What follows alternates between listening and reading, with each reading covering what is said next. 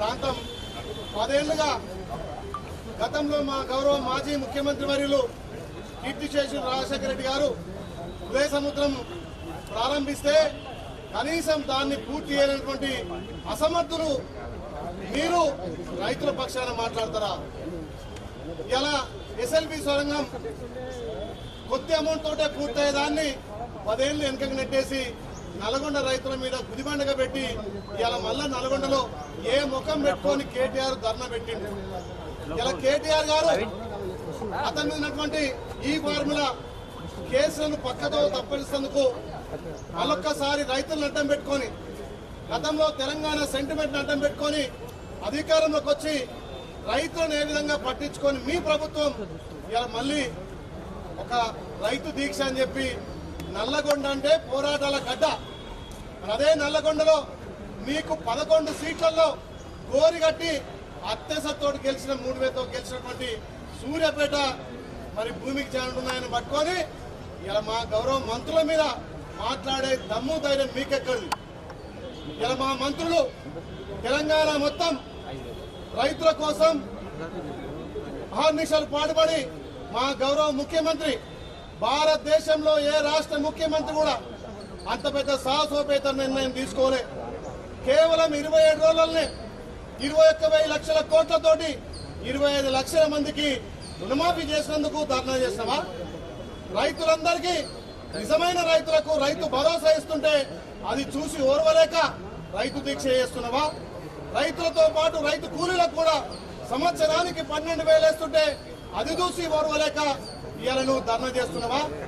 అదేవిధంగా గతంలో కేసీఆర్ రైతులకు పండుగ చేసుకోవాలి, ప్రతి రైతుకు యూరియా ఫ్రీ ఇస్తున్నాడు. మరి మీ అయ్య మీద ఎందుకు ధర్నా చేస్తలేవు?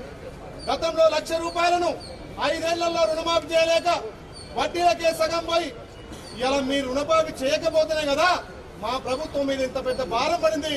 మీరు ఇచ్చిన మాట తప్పినప్పుడు మరి ఫామ్ హౌస్ మీద నువ్వు ధర్నా చేయాలి, మీ అయ్య కేసీఆర్ మీద ధర్నా చేయాలి. కేటీఆర్ మళ్ళొక్కసారి మా నల్లగొండ మంత్రుల మీద మాట్లాడే నైతిక విలువ లేదు. మీ అయ్య చాటును వచ్చి నువ్వు ఎమ్మెల్యేగా అయినావు, మీ అయ్య చాటు మీ అయ్య పేరు చెప్పుకొని మంత్రి అయినావు, ఇలా మామ పేరు చెప్పుకొని అల్లుడు మంత్రి అయిండు. ఇలా కాంగ్రెస్ పార్టీలో ఉత్తమ్ కుమార్ రెడ్డి గాని కోమటిరెడ్డి వెంకరెడ్డి గాని త్యాగాలు చేసి ఇలా ఉమ్మడి నల్లగొండకు పేరు తెచ్చిరు. బంగారు కొండగా ఉదయ సముద్రాన్ని మొన్ననే ప్రారంభించుకున్నాం. ఇది చూసి ఓర్వలేక రైతుల నుంచి వస్తున్నటువంటి ఆదరణ చూసి ఓర్వలేక ఈ కచరా కేటీఆర్ మళ్ళీ కచరా వేషాలేసి రైతులను పక్కదో పట్టియడానికి మళ్ళొక్కసారి ముసలి కన్నీరు కాస్తున్నాడు. మరి రైతుల మీద ప్రేమ ఏమైకుంటే గతంలో రైతులకు ఏ రకంగా సంఖ్యలు వేసినావు, ట్రిబ్యునల్ విషయంలో కూడా సంఖ్యలు వేసినావు.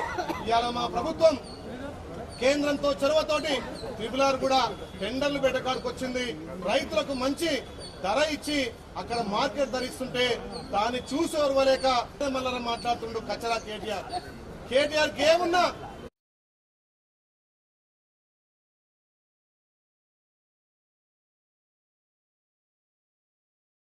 గెలిపిస్తే మీ అయ్యా నువ్వు మీ బావ తలకాయ పెట్టుకున్నారు.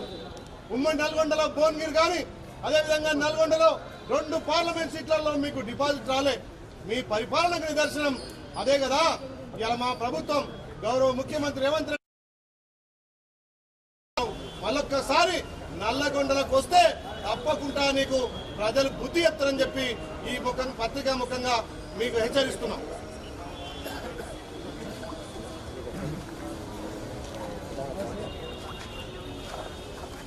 పత్రికా సోదరులందరికీ నమస్కారాలు తెలియజేస్తున్నాను. నిన్న ఏదైతే నల్గొండ హెడ్ క్వార్టర్లో కేటీఆర్ గారు చేసిన రైతు దీక్ష అనేది ఒక అట్టరు